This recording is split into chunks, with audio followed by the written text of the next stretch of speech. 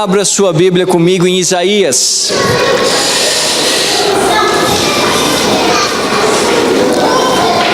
Isaías capítulo de número 1.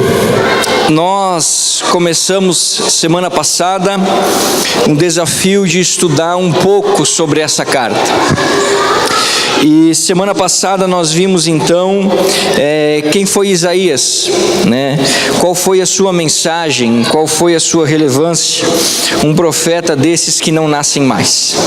E hoje eu gostaria de seguir com o estudo dessa carta, mais precisamente do versículo 2 até o versículo de número 31. É um texto longo, mas vale muito a pena a gente prestar atenção, vale muito a pena a gente analisar, tá? Você pode me acompanhar aí na sua Bíblia ou no telão. Diz assim, Isaías capítulo 1, versículo 2 ao versículo de número 31. Ouçam, ó céus, escute, ó terra, pois o Senhor falou. Criei filhos e os fiz crescer, mas eles se voltaram contra mim. O boi reconhece o seu dono e o jumento conhece a manjedoura do seu proprietário, mas Israel nada sabe, o meu povo nada compreende. Ah, nação pecadora, povo carregado de iniquidade, raça de malfeitores, filhos dados à corrupção, abandonaram o Senhor, desprezaram o Santo de Israel e o rejeitaram. Por que haveriam de continuar a ser castigados? Por que insistem na revolta? A cabeça toda está ferida, todo o coração está sofrendo, da sola do pé ao alto da cabeça, nada há senão somente machucados, vergões e ferimentos abertos, que não foram limpos nem enfaixados, nem tratados com azeite. A terra de vocês está devastada, suas cidades foram destruídas a fogo, os seus campos estão sendo tomados por estrangeiros diante de vocês e devastados como a ruína que eles costumam causar. Só restou a cidade de Sião como tenda numa vinha, como abrigo numa plantação de melões, como uma cidade sitiada. Se o Senhor dos Exércitos não tivesse poupado alguns de nós, já estaríamos como Sodoma e semelhantes a Gomorra. Governantes de Sodoma, ouçam a palavra do Senhor. Vocês, povo de Gomorra, escutem a instrução de nosso Deus. Para que me oferecem tantos sacrifícios? Pergunta o Senhor. Para mim chega de holocaustos de carneiros e da gordura de novilhos gordos. Não tenho nenhum prazer no sangue de novilhos, de cordeiros e de bodes. Quando vocês vêm à minha presença, quem lhes pediu que pusessem os pés em meus átrios? Parem de trazer ofertas inúteis. O incenso de vocês é repugnante para mim. Luas novas, sábados e reuniões. Não consigo suportar suas assembleias cheias de iniquidade. Suas festas de lua nova e suas festas fixas. Eu as odeio. Tornaram-se um fardo para mim. Não as suporto mais. Quando vocês estenderem as mãos em oração, esconderei de vocês os meus olhos. Mesmo que multipliquem as suas orações, não as escutarei. As suas mãos estão cheias de sangue. Lavem-se, limpem-se, removam suas más obras para longe da minha vista. Parem de fazer o mal, aprendam a fazer o bem. Busquem a justiça, acabem com a opressão, lutem pelo direito dos órfãos, defendam a causa da viúva. Venham, vamos refletir juntos, diz o Senhor. Embora os seus pecados sejam vermelhos como escarlate, eles se tornarão brancos como a neve. Embora sejam rubros como púrpura, como a lã se tornarão. Se vocês estiverem dispostos a obedecer, comerão os melhores frutos desta terra. Mas se resistirem e se rebelarem, serão devorados pela espada, pois o Senhor é quem fala. Vejam como a cidade fiel se tornou prostituta. Antes cheia de justiça e habitada pela retidão, agora está cheia de assassinos. Sua prata tornou-se escória, seu licor ficou aguado. Seus líderes são rebeldes, amigos de ladrões.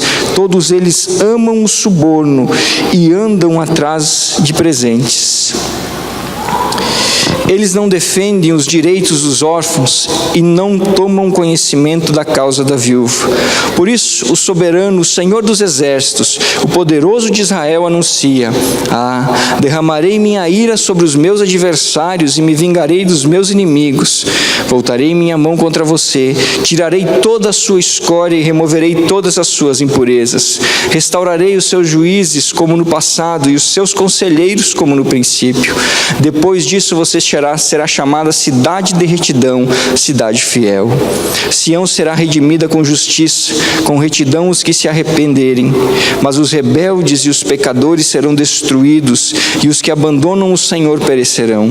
Vocês se envergonharão dos carvalhos sagrados que tanto apreciam, ficarão decepcionados com os jardins sagrados que escolheram. Vocês serão como um terebinto, cujas folhas estão caindo, como um jardim sem água. O poderoso se tornará como estopa em sua obra como fagulha, Ambos serão queimados juntos, sem que ninguém apague o fogo. Vamos orar, irmãos. Senhor, dá-nos a luz do Teu Espírito para compreender a Tua palavra. Que o Senhor agora nesse momento nos permita focar apenas em Ti, Senhor. Que as distrações que ocorrem em nossa mente, Senhor, fiquem de lado. Que as preocupações também percam o sentido nesse momento.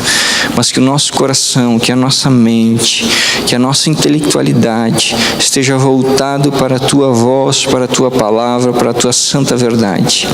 Fala conosco nessa noite, assim como o Senhor tem falado, já desde o louvor, das orações, tudo, Pai. Continua, Senhor, em nosso meio, continua ministrando a Tua verdade sobre nós. Nós oramos em nome de Jesus. Amém e amém. Meus irmãos, o que nós temos diante de nós no capítulo 1 de Isaías, versículo 2 ao 31, é como uma fotografia. Se pudéssemos resumir esse texto, seria uma fotografia muito triste. Um retrato desses que ninguém gostaria de olhar.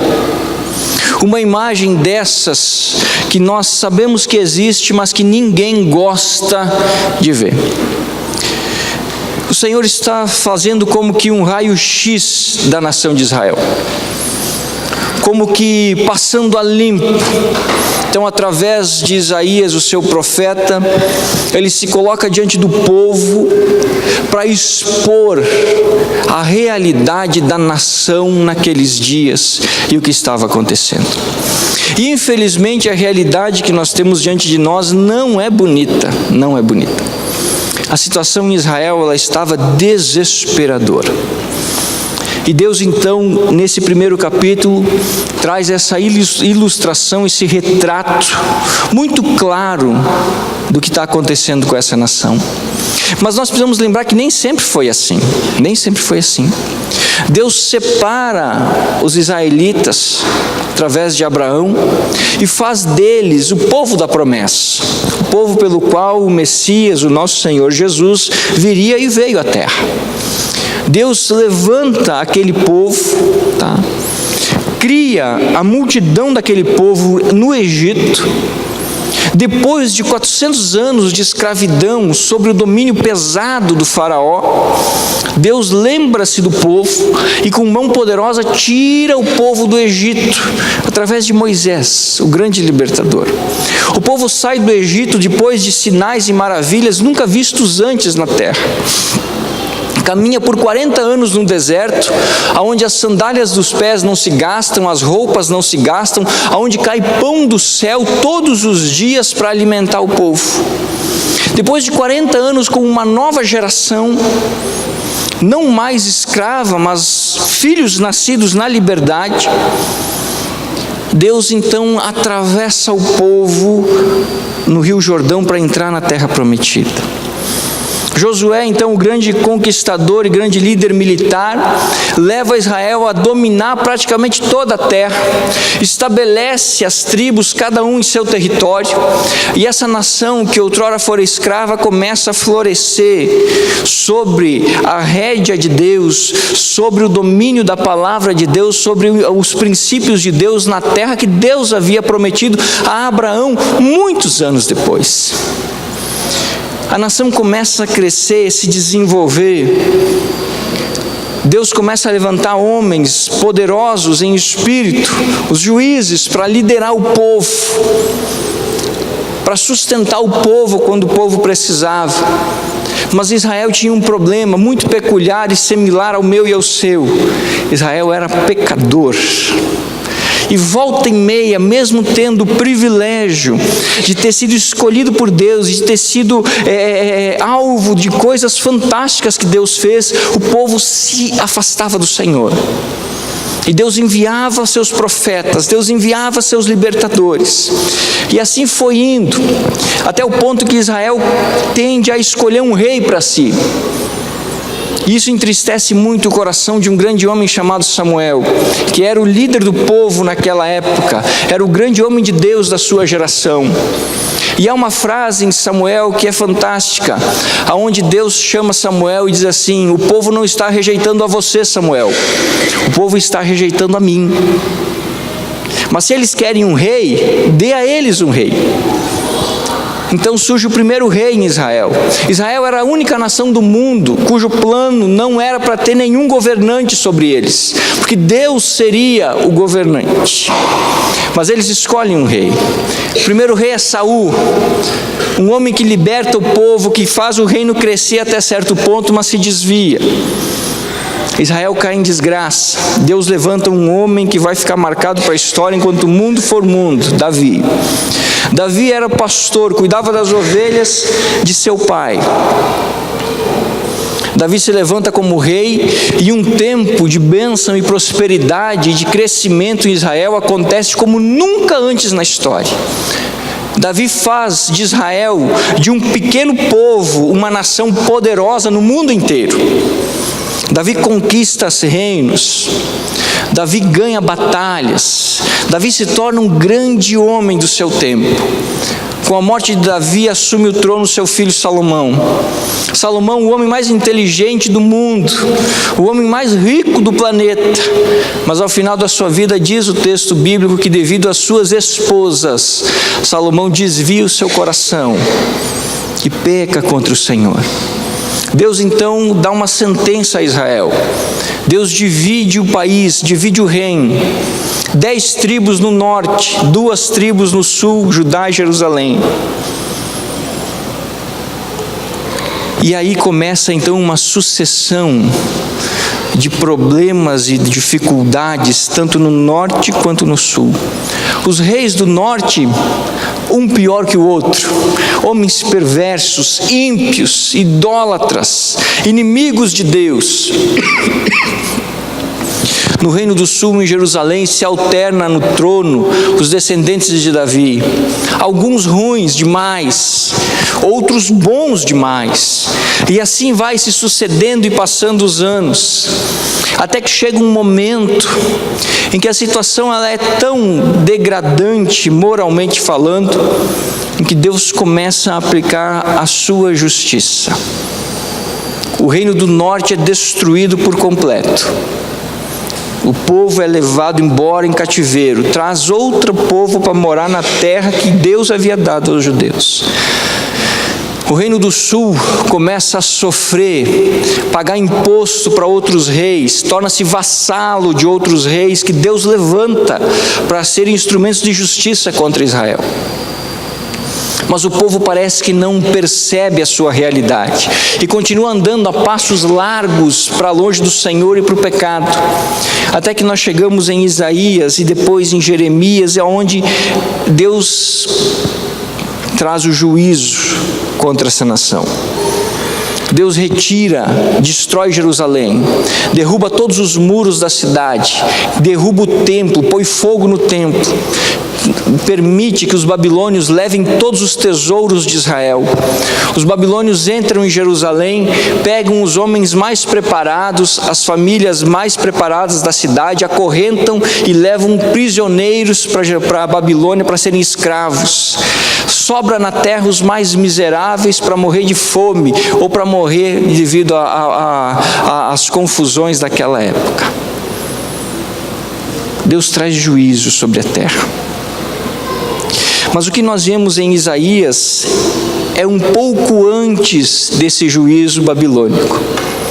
um pouco tempo antes dessa situação. E aqui então, através de Isaías, Deus começa a dar um panorama da nação.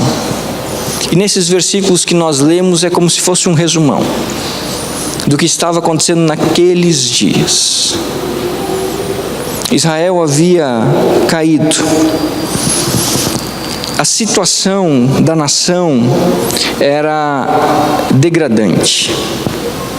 O povo estava sofrendo. A nação havia sido abatida. Os judeus que tanto se orgulhavam do poder e da graça de Deus estavam sendo esmagados pela justiça divina por causa dos seus erros. E quando eu olho para o texto de Isaías, meus irmãos, com um pouco mais de cuidado, e eu paro para olhar para a nossa nação, não há muita diferença entre nós hoje e Israel da época de Isaías. Não há muita diferença. Se você tem o costume de assistir jornal, ou ler, ou ver revista, você sabe que o nosso país, ele anda assim, no leito hospitalar, vamos dizer por isso mesmo. A situação, ela está complicada. Nós vemos violência, nós vemos degradação dentro das famílias, nós vemos degradação dentro das escolas, nós vemos uma falta de moral, nós vemos uma falta de respeito, nós temos crise financeira, até o furacão que não existia, ultimamente está começando a visitar o nosso país, enxurradas, vendavais, brigas, confusões, nós vemos corrupção, injustiça. Se nós olharmos com um pouco de atenção, irmãos, o retrato de Isaías capítulo 2 não é tão diferente do retrato do Brasil 2018. Nós também não estamos com aquela bola toda. O nosso país também está em dias de dificuldade. E eu penso que nós podemos aprender algumas coisas fundamentais com o texto de Isaías, que podemos aplicar nas nossas vidas e na nossa nação. Porque ainda há tempo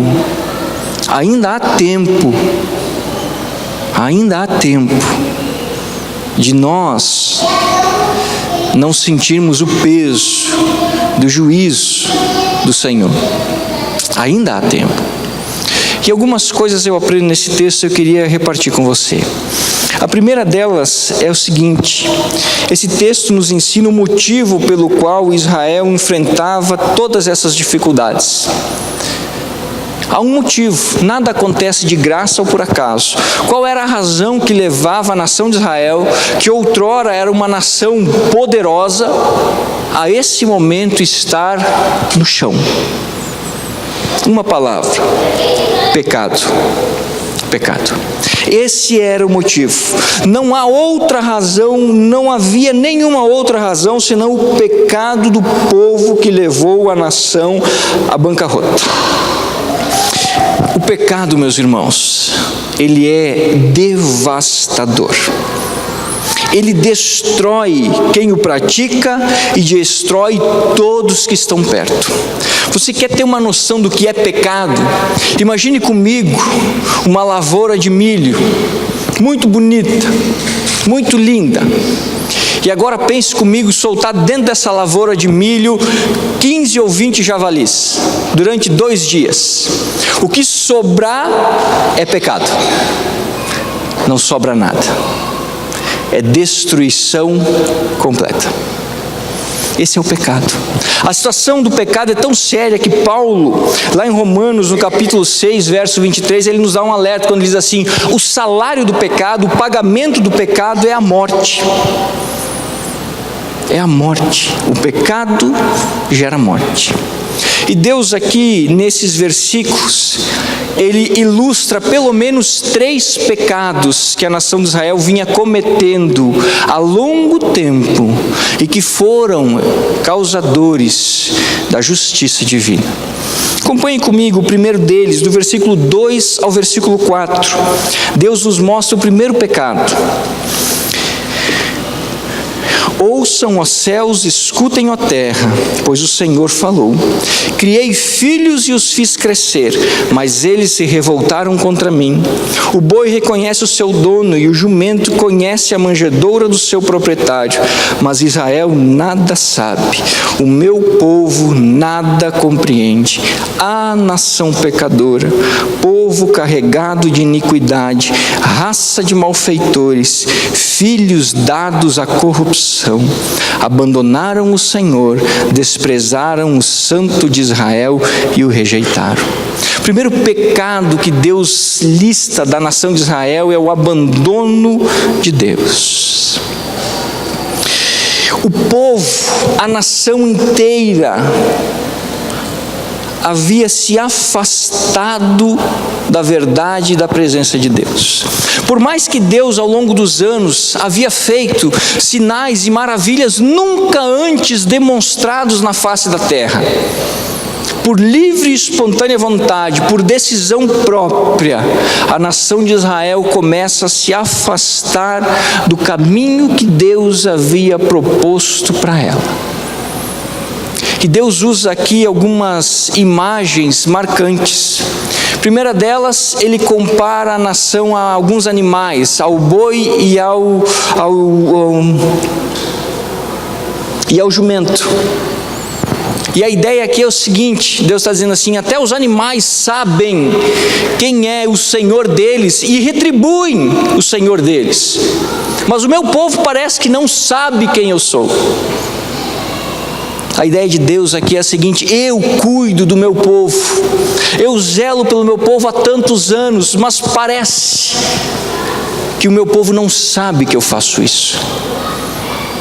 O boi sabe quem é o dono dele e aonde ele come, o jumento também, mas Israel não. E a segunda imagem que Deus usa para ilustrar esse abandono, para mim é muito forte, quando ele diz que ele é um pai que criou filhos e os fez crescer, mas os filhos se voltaram contra ele. Meus irmãos, essa é uma acusação pesada. Pense você que é pai, todo o amor e carinho que você dá para um filho, toda a dedicação da sua vida. Quando o seu filho nasceu, você partiu a viver a sua vida para ele. E quando ele está grande, quando ele está criado, quando ele está em perfeito juízo, ele se vira para você e trata você como um inimigo. Qual é a sensação do seu coração? Essa era a sensação do coração de Deus. Israel havia feito isso. Deus havia feito de um homem, de uma mulher, uma nação de milhões. Mas esses milhões, agora, de livre e espontânea vontade, voltam-se contra Deus e afastam-se da presença de Deus. Se esquecem ou fingem que não aconteceu todos aqueles atos maravilhosos que Deus fez. Vão para longe, abandonando ao Senhor. A nação não apenas afastou-se de Deus, mas abraçou falsos deuses. Se você lembrar do final do capítulo 1, o Senhor vai dizer assim: vocês lembram dos seus jardins sagrados? Dos seus carvalhos sagrados? Falsos deuses cuja nação havia abraçado, porque se esqueceu de Deus. Esse era o primeiro pecado de Israel. O povo havia abandonado ao Senhor. Mas o interessante, meus irmãos, é perceber que esse abandono não acontece do dia para a noite.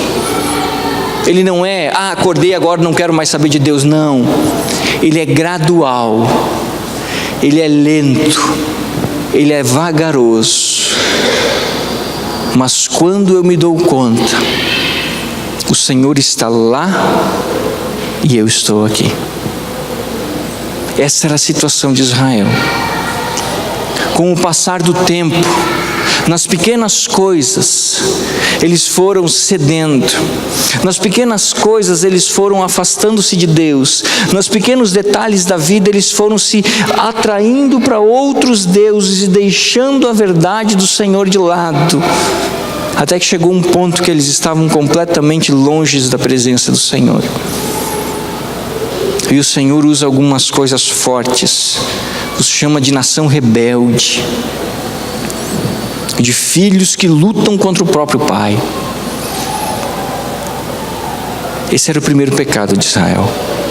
Mas Deus, do versículo 10 ao versículo 15, nos mostra o outro pecado da nação de Israel. Vamos ler. Governantes de Sodoma, ouçam a palavra do Senhor. Vocês, povo de Gomorra, escutem a instrução de nosso Deus. Para que me oferecem tantos sacrifícios? Pergunta o Senhor. Para mim chega de holocaustos de carneiros e de gordura de novilhos gordos. Não tenho prazer nenhum no sangue de novilhos, de cordeiros e de bodes. Quando vocês vêm à minha presença, quem lhes pediu que pusessem os pés em meus átrios? Parem de trazer ofertas inúteis. O incenso de vocês é repugnante para mim, luas novas, sábados e reuniões. Não consigo suportar suas assembleias cheias de iniquidade. Suas festas da lua nova e suas festas fixas, eu as odeio. Tornaram-se um fardo para mim. Não as suporto mais. Quando vocês estenderem as mãos em oração, esconderei de vocês os meus olhos, mesmo que multipliquem as suas orações, não as escutarei, as suas mãos estão cheias de sangue. O segundo pecado de Israel era uma falsa adoração. Deus estipulou uma série de rituais, festas, que o povo deveria cumprir rigorosamente, com o intuito de que esses rituais, essas festas, aproximassem o povo de Deus. Lá nos livros da lei, os primeiros livros da Bíblia, Deus estipulou essas coisas para que acontecesse. Deus criou os ritos para que isso acontecesse. Tudo isso demonstrava no futuro a pessoa de Cristo, mas servia na época de Israel para que o povo, quando participasse dessas festas, quando trouxesse a sua oferta, quando trouxesse o seu sacrifício, pudesse entender aquilo para se aproximar de Deus. Mas como o povo havia abandonado ao Senhor, aqueles sacrifícios, aquelas festas, aquelas ofertas, na verdade eram pura falsidade de corações afastados de Deus. Israel, Jerusalém tinha o templo, lindíssimo, maravilhoso, tinha os seus sacerdotes, tinham suas festas grandiosas, mas o Senhor nos revela aqui que tudo isso não passava de mentira, porque o povo fazia com as mãos, mas não com o coração. É a chamada religiosidade. O povo cumpria fielmente a sua obrigação religiosa. Ele estava nas festas, mas o coração estava longe. Eles cumpriam os seus sacrifícios, mas eles não estavam nem aí para aquilo que estava acontecendo, o coração estava longe. Israel prestava um falso culto, uma falsa adoração, algo apenas da boca para fora, algo apenas feito pelas mãos, porque o coração do povo estava há muito tempo longe do Senhor. E nós precisamos entender, irmãos, que a adoração não começa na parte externa.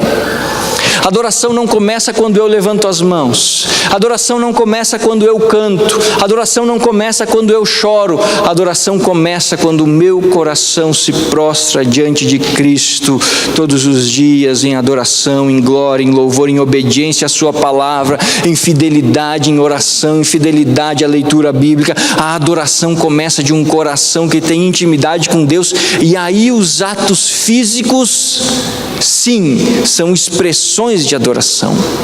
Agora, só levantar braços, chorar ou cantar, ou frequentar um culto não significa adoração. principalmente se o meu coração não estiver em intimidade com Deus.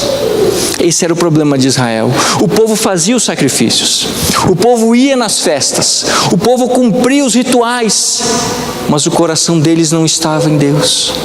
Então aqueles rituais não passavam de coisas mecânicas, não havia vida naquilo, não havia propósito para eles naquilo, não havia mudança de vida em ninguém.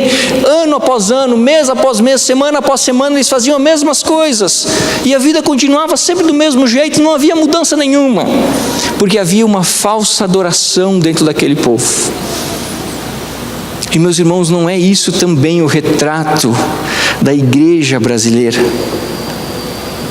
Não é esse também o retrato de muitos irmãos em Cristo, que religiosamente frequentam as igrejas, que religiosamente estão aos cultos, mas o coração está tão distante, o coração está tão longe?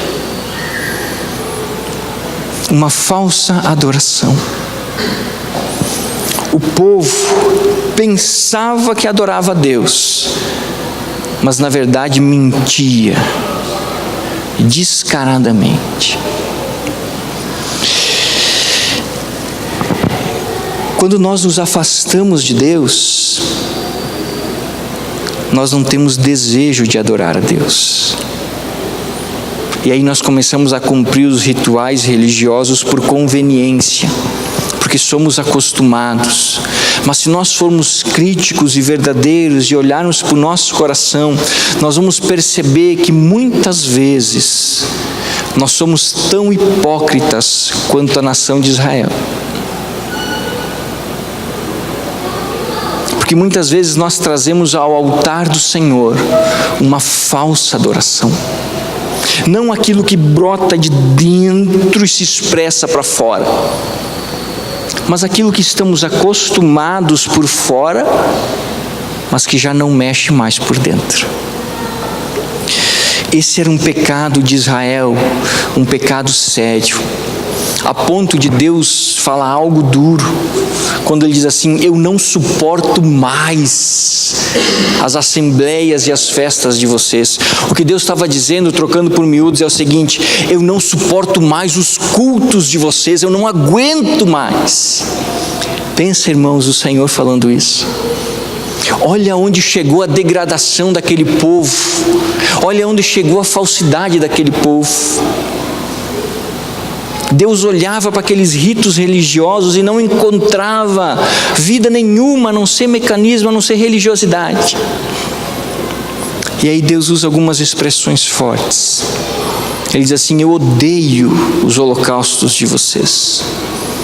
E há no versículo de número 12 algo que me arrepia, quando o Senhor diz assim: quando vocês vêm à minha presença, quem lhes pediu que pusessem os pés dos meus átrios? Meus irmãos, quando eu leio esse versículo, eu me arrepio do pé à cabeça, porque é Deus falando assim: quem pediu que você viesse à minha presença? Quem pediu que você viesse? Eu não pedi. É isso que Deus está dizendo. Meus irmãos, e aí eu lembro de um texto de Salmos, quando o salmista faz uma pergunta assim, quando ele diz assim: quem pode chegar ao monte santo do Senhor? E aí ele mesmo responde, ele diz assim: aqueles que têm as mãos limpas e o coração puro. Há um critério, meus irmãos. Deus é santo. E eu não posso me aproximar de Deus com uma falsa adoração. Eu não posso, eu não devo. O terceiro pecado de Israel está do versículo 21 ao versículo 23. Quando o Senhor nos dá um retrato da prática de vida de Israel. Vejam como a cidade fiel se tornou prostituta. Antes cheia de justiça e habitada pela retidão, agora está cheia de assassinos. Sua prata tornou-se escória, seu licor ficou aguado. Seus líderes são rebeldes, amigos de ladrões. Todos eles amam o suborno e andam atrás de presentes. Eles não defendem os direitos do órfão e não tomam conhecimento da causa da viúva. Primeiro, Israel havia se afastado de Deus. Segundo, Israel prestava uma falsa adoração. Terceiro, Israel começou a se tornar um povo injusto e corrupto. Deus faz um retrato da vida diária de Israel que é assustador. Uma descrição não muito diferente da vida diária brasileira. Israel havia se tornado um covil de bandidos, homens sem escrúpulos que praticavam a injustiça contra o seu próximo, principalmente contra os mais fracos e os humildes. Deus faz questão de citar os órfãos e as viúvas. E ele diz assim: vocês fazem mal a eles. Não há um na terra que defenda a causa do órfão e olhe para a viúva. O povo não apenas se afastou de Deus e não apenas se tornou religioso, o povo se tornou mal. A prática de vida do povo era maléfica. Os líderes eram corruptos. Diz o Senhor que eles aceitavam presentes, suborno. Havia corrupção entre aqueles que deveriam liderar a nação e levar a nação para perto de Deus. Esses eram corruptos. Fechavam os olhos para as dores dos pobres por causa do suborno dos ricos.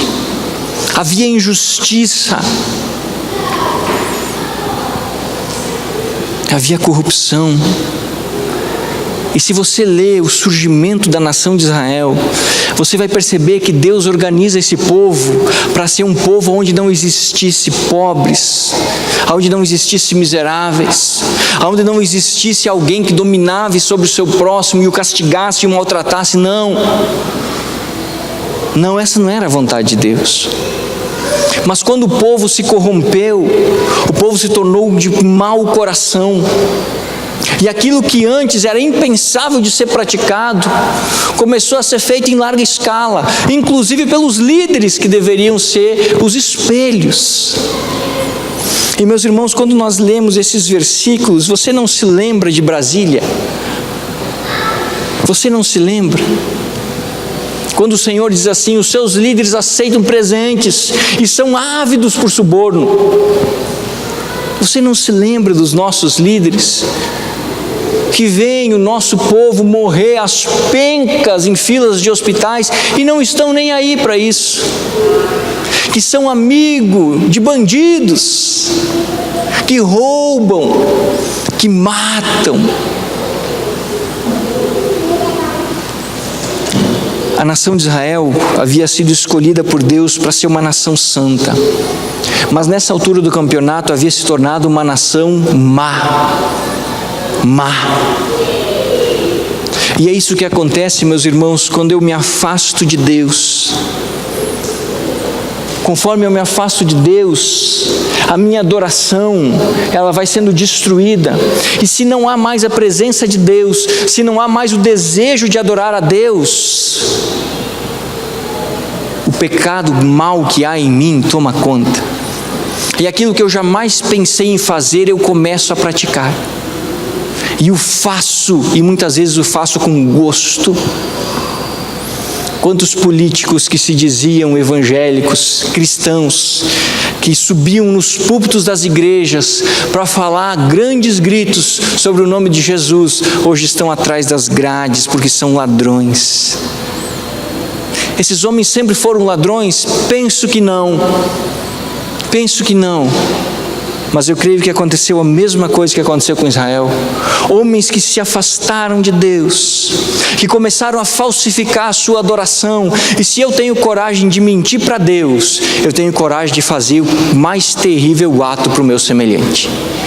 Pois se eu não tenho temor de Deus, eu jamais terei respeito pelo meu próximo. Esses eram os pecados que Israel estava cometendo. E é essa a primeira coisa que nós precisamos aprender. Esse foi o motivo da nação estar quebrada. Mas eu também aprendo nesse texto, o que é que esse pecado gerou e estava gerando dentro daquele povo. Leia comigo versículos 5 ao 9, e nós vamos ver o resultado que estava acontecendo nos dias de Isaías. E nem era o juízo de Deus, era o princípio da justiça divina. Porque haveria de continuar a ser castigados? Porque insistem na revolta? A cabeça toda está ferida, todo o coração está sofrendo.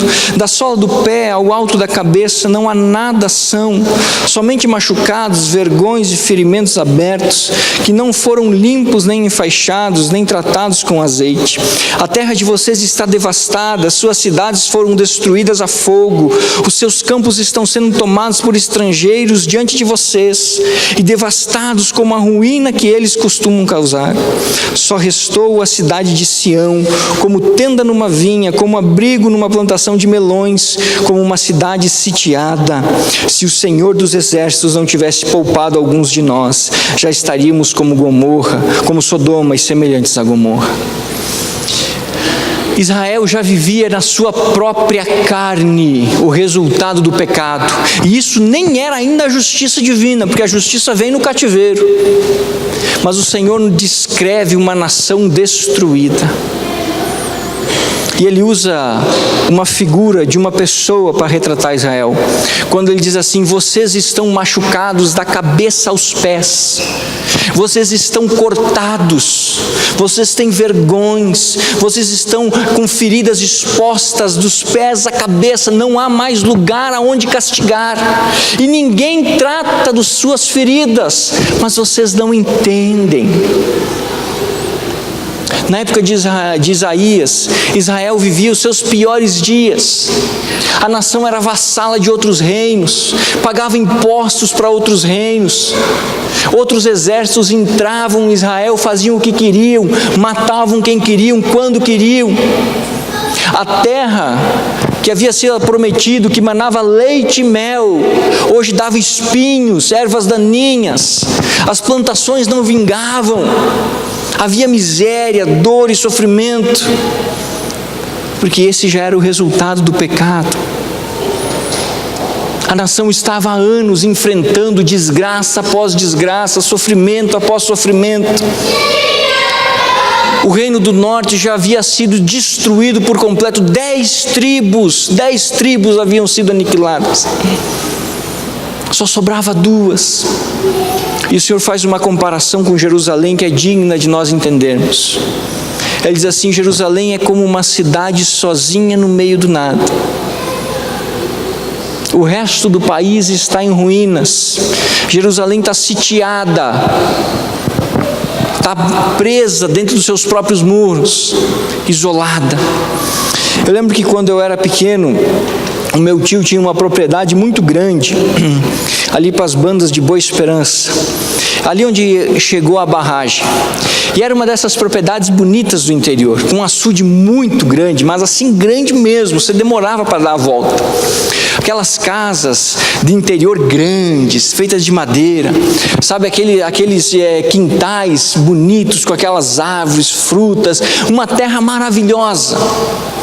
E quando a barragem chegou, a terra foi desapropriada, e tudo aquilo virou em nada.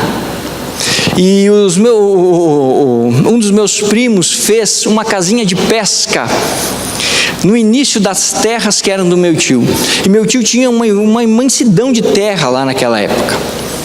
E era uma terra linda, para quem conhecia. E depois da barragem, quando você chegava na terra do meu tio, você via um casebrezinho feito para pesca, e o resto tudo uma devastação só. Não existia mais aquela beleza que tinha antigamente. É isso que Deus está falando quando Ele diz assim: sobrou só Jerusalém. E porque eu ainda estou guardando Jerusalém de certa maneira, mas o resto inteiro foi devastado. O resto inteiro foi aniquilado. Israel já vivia, nos anos de Isaías, o peso, o resultado da sua vida pecaminosa. Havia sofrimento na nação que fora chamada para ser a nação santa. Havia falta de alimentos na nação que ocupava uma terra que Deus havia falado que manava leite e mel. Havia falta de segurança numa terra onde Deus era o Senhor dos exércitos, porque o pecado tomou conta do coração do povo. E aonde o pecado entra, toda a destruição, toda a desgraça entra junto.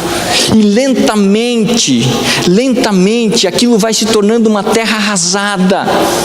E ele vai destruindo os sentimentos, ele vai destruindo as vontades, ele vai destruindo as famílias, ele vai destruindo o ânimo de viver, e muitas vezes ele destrói a vida por completo. Nós precisamos aprender que se a nossa nação não der uma guinada, os problemas que nós vemos hoje são apenas o início das dores, são apenas o princípio das dificuldades. Se a nossa nação não se voltar e entender que há um Deus soberano, Jesus Cristo, e que há um caminho a ser tomado, meus irmãos, haverá terra devastada no nosso país, assim como há em outras nações. Eu lembro de uma entrevista da filha do pastor Billy Graham, americano. Um dia ela estava em um programa de televisão, logo depois que aqueles terroristas derrubaram as Torres Gêmeas. E a apresentadora fez uma pergunta para ela. A pergunta era a seguinte: como é que Deus teria permitido algo horroroso assim acontecer com o nosso país? Nós que somos um país cristão. E aquela mulher, cheia da sabedoria de Deus, disse assim, ela disse: eu creio que Deus ficou profundamente triste com o que aconteceu, tanto quanto nós. Por muitos anos nós temos dito para Deus não interferir em nossas escolhas, sair de nosso governo e sair de nossas vidas. Sendo um cavalheiro como Deus é, e eu creio que Ele calmamente nos deixou. Como poderemos esperar que Deus nos dê a sua bênção e a sua proteção se nós exigimos que Ele não se envolva conosco? Essa era a situação de Israel. Israel esperava que Deus intervisse. Mas como é que esperavam que Deus intervisse se eles estavam longe de Deus? Essa, meus irmãos, pode ser a resposta de algum de nós daqui a algum tempo sobre o que acontece na nossa nação.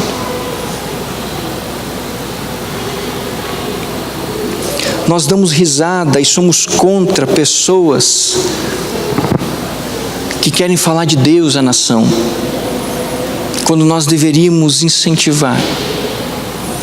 Nós achamos que não nos devemos nos meter nas escolas, ou que não devemos fazer nada pela política.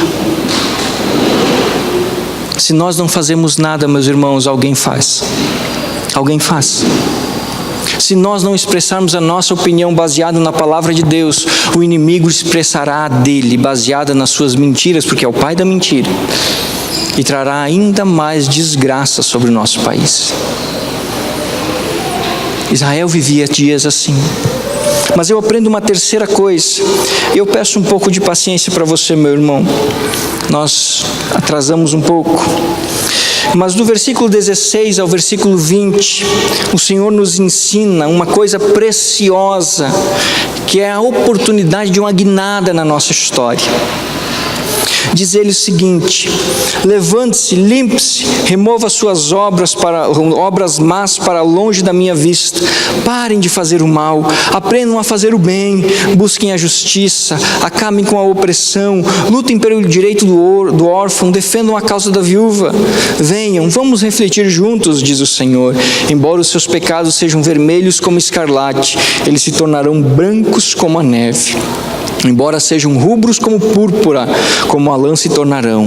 Se vocês estiverem dispostos a obedecer, comerão os melhores frutos desta terra. Mas se resistirem e se rebelarem, serão devorados pela espada, pois o Senhor é quem fala. Terceira coisa que eu aprendo é que Deus sempre faz um chamado à decisão minha e sua. O verso 19 e o verso 20 são um resumo do que Deus está dizendo. Basicamente o Senhor está dizendo assim: povo meu, entendam que há dois caminhos, e somente dois, não há um terceiro, é somente dois. Se vocês andarem na obediência da minha palavra, se vocês andarem na fidelidade dos meus ensinos, vocês comerão o melhor desta terra. Mas se vocês se rebelarem e andarem contrários à minha palavra, haverá destruição e sofrimento. Deus chama o povo a tomar uma decisão. Tudo bem, até aqui a situação está terrível, mas e a partir de agora, o que é que eu vou fazer? Qual caminho eu vou trilhar? Qual direção eu vou andar? Era isso que Deus estava dizendo ao povo: acorde, mude a sua postura, mude a sua atitude, abandone o seu pecado. Deixe de fazer o mal, faça o bem, deixe de ser corrupto, deixe de ser injusto, defenda o mais pobre. Deus chama o povo a uma decisão, porque Deus sempre é o Senhor da oportunidade. Mas Deus jamais fará por nós o que nós temos condição de fazer. O Senhor nos mostra os caminhos da vida, mas somos nós que precisamos trilhar esses caminhos. E assim, meus irmãos, como na nação de Israel, eu creio que é chegado um tempo na nossa nação em que nós também estamos diante desses caminhos. E eu não estou falando só de eleição, nada disso. Eu estou falando de postura de vida. Eu creio que é chegado um tempo na nossa nação onde nós também precisamos escolher o que é que vamos trilhar daqui para diante. Se vamos continuar no caminho de rebeldia como nação, ou se vamos nos prostrar ao Deus que é Senhor dessa terra. Nós somos chamados a tomar essa decisão na nossa vida particular e íntima. Todos os dias, ao acordar, durante o dia, eu sou chamado a tomar essa decisão. A obediência que me leva à bênção da presença de Deus, ou a rebeldia contra a vontade do Senhor, que me leva ao sofrimento causado por mim mesmo. Eu sou chamado. Quer ver como é verdade? Basta você lembrar da sua vida. Basta você lembrar da sua vida. Veja se os sofrimentos pelos quais você tem passado, e eu também, não são fruto de escolhas erradas nossas. Agora perceba também uma coisa: quando você, diante de uma situação da vida, escolheu a verdade de Deus, lembre-se que naquele momento, naqueles dias, naquela situação, você experimentou sim o melhor dessa terra. Há somente dois caminhos, não há um terceiro. Não há, esqueça. Somente duas decisões: ou você anda e se aproxima de Deus, ou você anda e se afasta de Deus. Israel é chamado a tomar uma decisão e uma atitude. O que vinha fazendo até aqui, encerra-se aqui, e a partir de hoje é outra história. E por último, a quarta coisa que esse texto me ensina, está lá no versículo 25 e 27. Voltarei minha mão contra você, tirarei toda a sua escória e removerei todas as suas impurezas. Restaurarei os seus juízes como no passado e os seus conselheiros como no princípio. Depois disso, você será chamada cidade de retidão, cidade fiel. Sião será redimida com justiça, com retidão os que se arrependem. Qual é a quarta lição desse texto? Eu aprendo que o Deus que disciplina também é o Deus que restaura. O Deus que disciplina o meu pecado é o Deus que me restaura a sorte, que restaura a minha vida. E a ideia aqui é muito bonita, porque o Senhor fala de tirar a escória e de purificar a impureza. O ouro e a prata, os metais preciosos, eles precisam ser refinados para terem grande valor.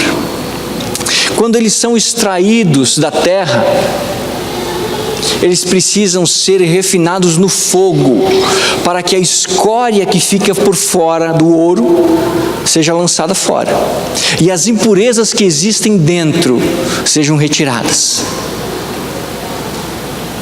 E fique apenas o que é valioso. E Deus está dizendo assim para a nação de Israel: eu mesmo purificarei o meu povo, eu mesmo tirarei do meio do meu povo a escória. Mas o interessante é que a purificação do metal é feita no fogo. No fogo. Sabe onde nós aprendemos as maiores lições da vida? Quando os olhos estão marejados e o espírito cansado. Porque infelizmente nós somos teimosos e muitas vezes Deus precisa refinar nós no sofrimento dos nossos pecados, para que nós aprendamos o que é realmente valioso na nossa história. Mas o Deus que castiga o pecado, o Deus que pune o pecado, é o mesmo Deus que restaura a vida do pecador. E o Senhor fala que vai voltar a trazer à nação homens da sua presença. Quando ele diz assim, juízes como do passado. Lembram quem eram os juízes do passado, meus irmãos? Samuel, um homem santo de Deus, que a Bíblia diz que enquanto viveu, nenhuma das suas palavras Deus deixou cair por terra. Conselheiros, homens de Deus, diz o texto.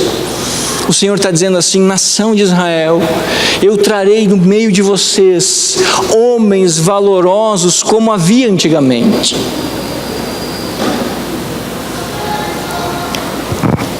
Nós nunca podemos, meus irmãos, nos sentir destruídos ou derrotados, porque nós temos um Deus que restaura a nossa sorte.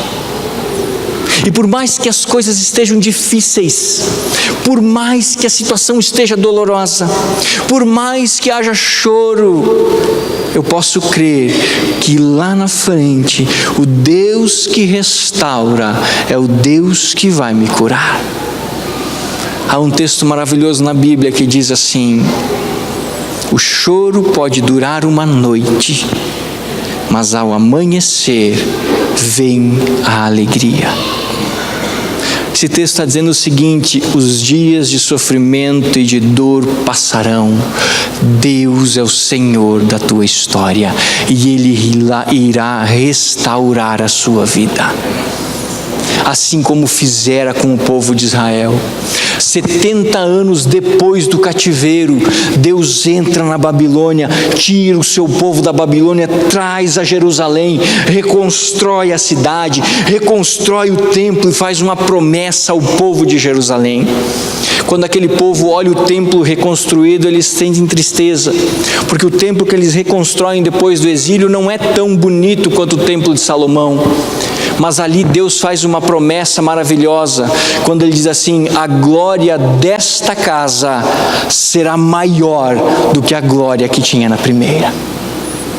é o Deus da restauração. É o Deus que restaura. É o Deus que renova, é o Deus que faz novas todas as coisas. Não se desespere no momento de luta, não se desespere no momento de sofrimento, porque virá o dia em que a mão do Senhor levantará você, virá o dia em que o poder de Deus restaurará a sua vida, porque Deus é o Senhor da restauração.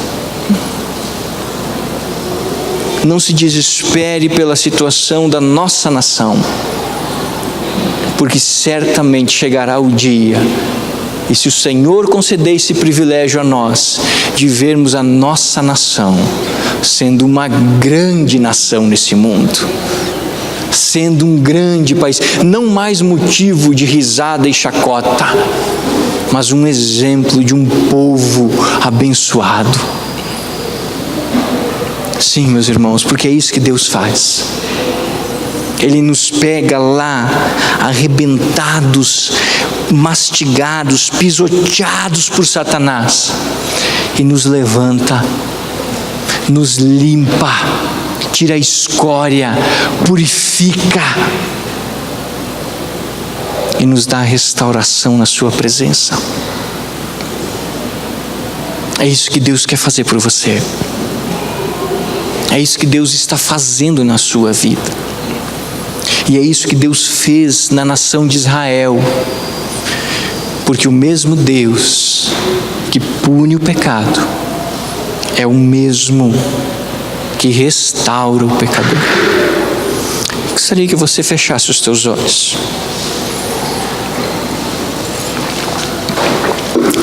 Mas eu creio que hoje, meus irmãos, assim como nessa época, nesses nossos dias, nós estamos sendo chamados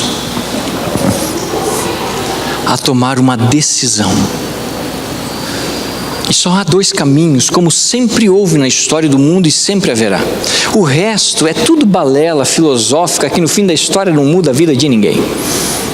Agora, é preciso tomar uma decisão. Não importa como a sua vida chegou até aqui, porque hoje você tem a oportunidade de sair daqui e começar diferente. Sim, não importa se até hoje você andou longe dos caminhos do Senhor.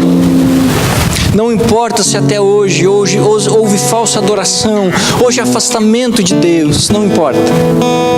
Porque hoje você é chamado e eu sou chamado a tomar uma decisão, a escolher um caminho a trilhar, a deixar o passado que foi para o passado, a deixar os costumes para o passado, a abandonar as práticas de pecado e a me aproximar da presença de Deus. O Senhor está nos desafiando nessa noite. E eu gostaria de desafiar você. A você que quer escolher esse caminho de andar na presença de Deus, esse caminho de restauração, esse caminho de renovo, a se colocar de pé nesse momento, para que nós pudéssemos estar orando.